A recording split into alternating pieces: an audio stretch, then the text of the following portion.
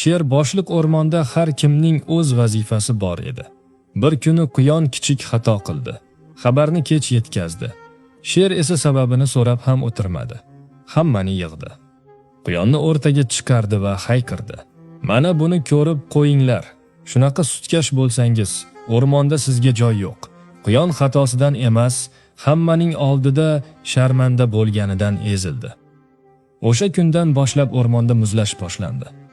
Hayvonlar ishga kelardi, vazifasini ham qilardi, lekin hech kimning ichida avvalgidek mehr va sadoqat yo'q edi. Sher hayron bo'lib so'radi: "Nega hamma birdan sovib qoldi?" Shunda keksa boyqush dedi: "Sen tartib o'rnatmading. Sher, sen xodimni hammaning oldida sindirding. Yolg'iz chaqirib gapirganingda u xatosini tuzatardi. Lekin hammaning oldida yerga urganing uchun u endi xatosini emas, o'sha og'riqni eslab yuradi. Eng yomoni Quyon dushman bo'lib qolmadi.